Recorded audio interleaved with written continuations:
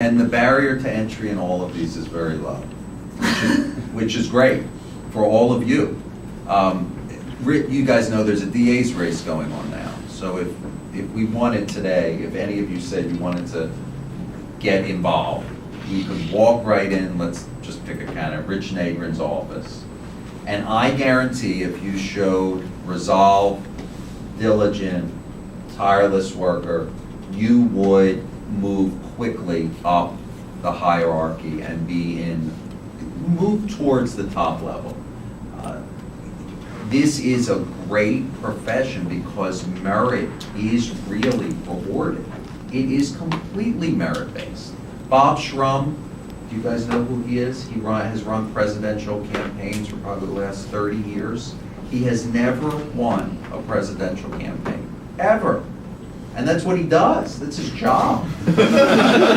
He wins the primary and then always loses the general election. But he's rehired. Why? Because it's a limited field. So you get in there and you show that you can really work, you're going to move very quickly. Thank you. Phonies will be found out. That there's no doubt about that. You know, you're going to get a bad recommendation, or somebody's going to say, "Yeah, he was a field director, but you know, he never made his contacts. Yeah. He never, you know, if you never meet your goals, or if you never really put in the effort, you will be found out."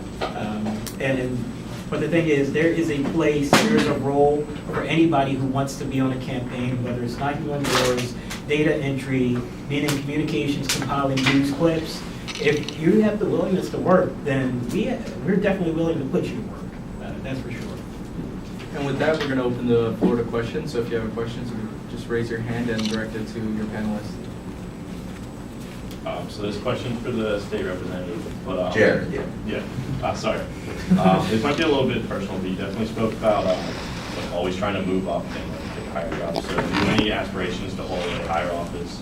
And if so, what would kind of impose you to make that change? Sure, so I do, but my approach has been whatever community I'm in, what's your name? Tom, sorry.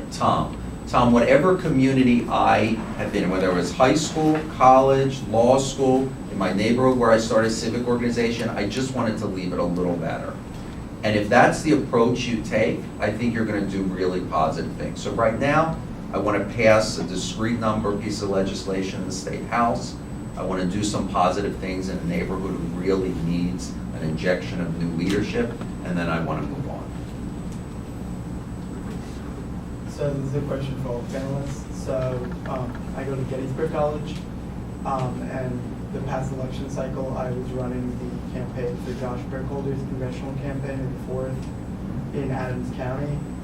And in the T, or Pennsylvania, or whatever you want to call it, we are expected to win as Democrats.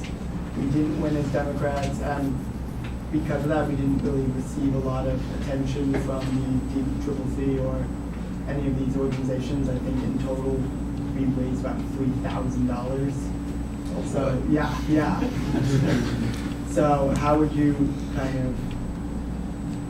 what should people in these areas who are trying to elect Democrats in very red areas do to kind of get the party to think that they have a chance or even deserve a chance to win? My old boss, Joe Sestak, he did well in the T, extremely well in the T, because he's former admiral in the military. He has that kind of folksy thing about him. It's hard to sort of pinpoint that people really love. And in the primary against Katie McGinty, he won overwhelmingly in the T. But of course, that would not determine the election. I think it's very doable for Democrats to win in rural parts of the state. Ed Rendell, when there were exit polls, and he did well in rural areas, not all of them, but much better than others. Ed Rendell, when there were exit polls, the question was asked, do your values match with Ed Rendell? And people in both rural areas and urban said, yes, that's completely not true. Rendell is for gun restrictions, he's pro-choice. I mean, but it was his the power of his personality and persuasiveness and charisma that really won the day. So absolutely, you just need the right candidate. And I think you can. I'm not nothing against your particular candidate. I'm just saying it takes a particular person to deliver a message and woo voters in those type of areas. And you don't need the party necessarily in that situation That's right. either. You run your campaign the way that you want to run your campaign with the local information that you have. And Emily's List giving you money is going to hurt you in that area. You know, like Planned Parenthood giving you money in that area is going to hurt you. If you have a bunch of volunteers that came out with pink hats and knocked on doors, you would lose votes. So it doesn't actually help you in those seats. You have to expand the horizons of, you're not running in, every district's different. You're not running in liberal San Francisco, you're running in the T, and you're gonna run probably a pro-life, like Bob Casey kind of Dem, and talk about it. And they're gonna talk about it, right? Like, we're the same on values. The only difference between us is we care about farmers. You know, like, and that's what you're gonna talk about. And the messaging is completely different. You write your own book. Kind of. I don't have much experience here, particularly in the T or in the country at all. I'm from Baltimore. So, but what I do know is I come from an area in southeast Baltimore where deindustrialization has happened. Sparrows Point Steel Mill used to employ about 30,000 people. It's gone now. It's completely gone. They're trying to replace it. There may be 8,000 jobs there in the future, but it's an Amazon warehouse. It's logistics. It's $13 an hour. It's not a steel mill, $26, $35 an hour. You can't raise a family off of the jobs that are coming back. And it's an economically depressed area of the county. So my point being that these issues are not just in the T, but they're in more urban places as well. And these are the same voters.